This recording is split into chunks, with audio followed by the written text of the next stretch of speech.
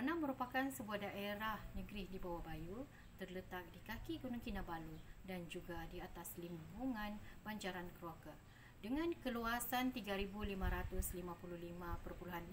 km dan penduduk yang mencecah 138,000, Ranau mencatat kejayaannya yang tersendiri. Hari ini saya akan berkongsi satu pandangan peribadi berkaitan dengan 3 punca Ranau berubah era 70-an sehingga 90-an. Faktor yang pertama ini adalah berkaitan dengan pembukaan Lombong Mamut di daerah Ranau, di mana pada tahun 1963 satu pasukan peneroka yang dibiayai oleh bangsa-bangsa bersatu menemui bahawa Ranau ini mempunyai sumber semula jadi tembaga. Pada tahun 1970, Jepun yang diwakili oleh syarikat OMRD telah datang ke daerah Ranau dan membuka perlombongan ini. Dalam tempoh 5 tahun, mereka telah menggali sebanyak 15,620 meter dan akhirnya pada tahun 1975, satu penghantaran sulung hasil galian ini ke negara Jepun melalui jeti usukan telah dilakukan.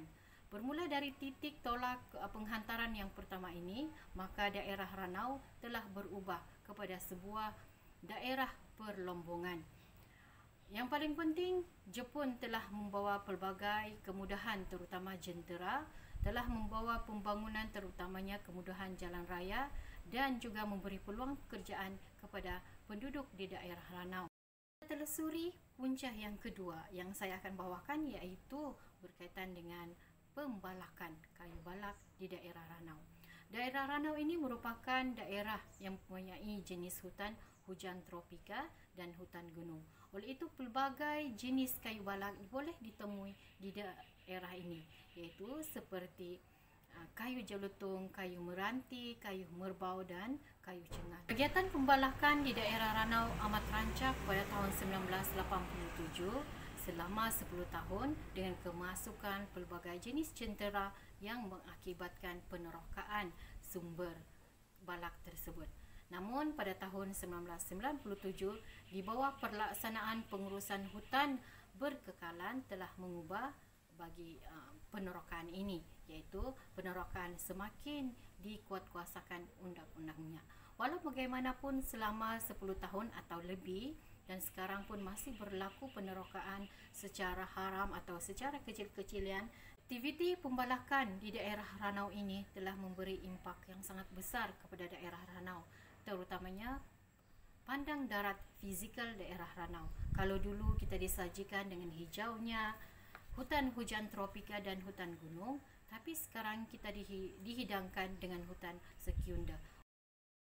Cuba kita lihat pula berkaitan dengan pertanian. Kegiatan pertanian merupakan satu aktiviti turun-menurun daripada nenek moyang kita. Dari asal kita mengamalkan pertanian pindah dari satu tempat ke tempat yang lain, namun dalam bentuk ataupun dalam skala yang kecil. Memberi impak yang besar kepada alam sekitar apabila berlakunya sistem penanaman secara komersial, terutamanya tanaman ataupun pertanian berskala besar yang ditanam.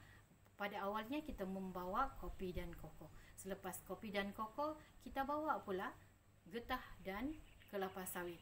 Getah dan kelapa sawit ini ditanam dalam skala yang besar dan banyak mengubah landscape pandang darat di daerah Ranau. Penanaman berskala besar juga dilaksanakan untuk tanaman sayur-sayuran berhawa sederhana, terutamanya di kawasan Gundasang.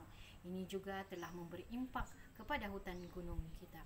Sepanjang 30 tahun kita mengamalkan 3 jenis aktiviti ini, iaitu pembalakan, perlombongan dan pertanian, telah mengubah banyak perubahan kepada landscape daerah Ranau sendiri. Saya tertanya-tanya, sama ada dalam tempoh 20 tahun ini, dalam tahun 2000 ini, adakah kita lebih mengamalkan aktiviti yang mesra alam? Apakah sudahnya daerah Ranau ini, adakah kita akan terus menggondolkan bukit untuk kepentingan kegiatan ekonomi kita, atau kita lebih memilih agar alam sekitar lebih terpelihara dengan mengamalkan aktiviti ekonomi yang lebih mesra alam. Dalam video ini saya harap saya telah membuka sedikit pandangan daripada masyarakat di luar sana, dan saya harap pada masa video akan datang saya boleh berkongsi lagi berkaitan dengan pendapat apakah ekonomi aktiviti yang kita laksanakan pada masa ini adalah lebih mesra alam ataupun tidak.